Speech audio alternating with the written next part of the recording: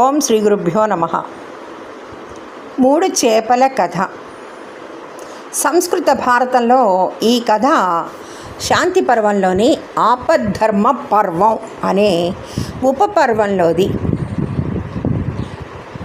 ఈ కథను భీష్ముడు ధర్మరాజుకు చెప్తాడు. ఈ కథకు సంబంధించిన కథలను దానికి సమాధానంగా భీష్ముడు కథను చెప్పడం జరుగుతుంది. అయితే ఈ కథను భీష్ముడు ధర్మరాజు తనను ప్రశ్నించకుండానే తనంత తానుగా చెబుతాడు. ఈ కథ చెప్పడానికి ముందు భీష్ముడు గత విధాత ప్రత్యుత్పన్నమతి అనే ఇద్దరు సుఖాన్ని పొందుతారు. దీర్ఘసూత్రి నశించిపోతాడు. దీనికి ఉదాహరణగా ఒక చక్కని కథ చెబుతాను విను అని భీష్ముడు ఈ మూడు చేపల కథను ఇలా చెబుతాడు.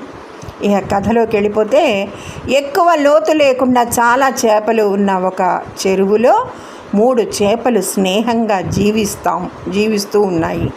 వాటిలో ఒకటి చాలా ముందు చూపు కలది, రెండవది సమయానికి తగిన పని చేసే తెలివితేటలు కలది, మూడవది ప్రతి పనికి అనవసరంగా ఆలస్యం చేస్తూ ఏ నిర్ణయానికి రాలేనిది. ఇలా ఉండగా ఒకరోజు మత్స్యకారులు చెరువులో ఉన్న నీటిని తోడుతూ ఉంటారు. చెరువులో నీరు తగ్గిపోతూ ఉండడం గమనించిన దీర్ఘదర్శి అయిన మొదటి చేప తన ఇద్దరు మిత్రులతో ఇలా అంటుంది: చెరువులోని ఆపద వచ్చింది. తప్పించుకునే దారి చెడిపోకముందే మనం ఇక్కడి నుంచి మరొక చోటికి వెళదాం.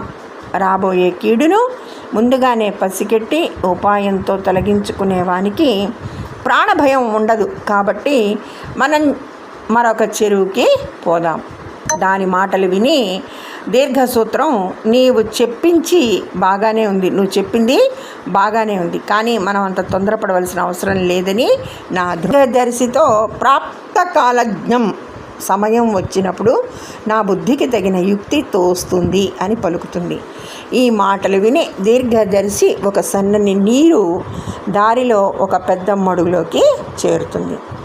ఆ తర్వాత చెరువులో నీరు తగ్గిపోవడంతో జాలరులు అనేక విధాలుగా అందులోని చేపలను దీర్ఘసూత్రం కూడా ఉంటుంది. ప్రాప్తకాలజ్ఞం వలతాడును నోటితో పట్టుకుని వలలో చిక్కినట్లు వినిపిస్తుంది. తర్వాత జాలరు కనిపిస్తుంది. ప్రాప్తకాలజ్ఞం వలతాడును నోటితో పట్టుకొని వలలో చిక్కినట్లుగా కనిపిస్తుంది. తర్వాత జాలరులు పక్కన ఉన్న పెద్ద చెరువులో చేపలు ఉన్న వలను ముంచి కడుగుతున్నప్పుడు ప్రాప్తకాలజ్ఞానం తాడును వదిలి నీటిలోకి జారిపోతుంది. తెలివిలేని దీర్ఘసూత్రం జాలరులకు చిక్కి చచ్చిపోతుంది. ఈ విధంగా ప్రాణం మీదకి వచ్చిన ఆపదను తెలుసుకోలే అప్పటికప్పుడే నశిస్తాడు. నేను తెలివిగలవాడిని, అవసరం వచ్చినప్పుడు ఆలోచించుకోవచ్చు అని నిర్లక్ష్యంగా ఉండేవాడు ప్రాప్తకాలజ్ఞునిలాగా ప్రాణ సంకటంలో చిక్కుకుంటాడు. రాబోయే ఆపదను ముందే ఊహించి జాగ్రత్త పడేవాడు దీర్ఘదర్శిలాగా సుఖంగా ఉంటాడు అని భీష్ముడు ధర్మరాజుకు చెప్తాడు. ఇంతటితో ఈ కథ ముగుస్తుంది. ఈ కథ ప్రాథమిక స్థాయి తరగతుల తెలుగు పాఠ్యాంశంలో గతంలో ఉండేది. అయితే ఈ కథ భారతంలో ఉందనే విషయం చాలామందికి తెలియదు. ఈ కథ దీర్ఘదర్శిలాగా రాబోయే ఆపదను ముందుగానే పసిగట్టి ఆపద రాకముందే సురక్షితపడాలనే నీతిని తెలుపుతూ ఉంది.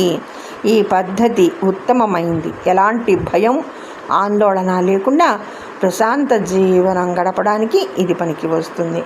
అపాయం ఎదురైనప్పుడు ఉపాయంతో బయటపడడం మాధ్యమం. ఈ పద్ధతిలో అపాయం నుంచి బయటపడే వరకు ప్రాణాలు అరచేతిలో చిక్కబట్టుకోవాలి.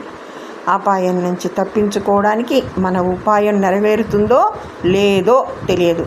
అందువల్ల దానికంటే మొదట పద్ధతే ఉత్తమమైంది. ఒకవేళ ఏ కారణం చేతనైనా మొదటి పద్ధతి పాటించకపోతే ప్రాప్తకాలజ్ఞునిలాగా రెండవ పద్ధతి ద్వారా ప్రాణాలు కాపాడుకోవాలి. ఈ రెండు పద్ధతులు పాటింపని సోమరి దీర్ఘసూత్రునిలాగా చనిపోవలసి వస్తుందనే చక్కని నీతిని ఈ కథ తెలుపుతూ ఉంది. అందరికీ ధన్యవాదములు. సర్వే జన సుఖినో భవంతు.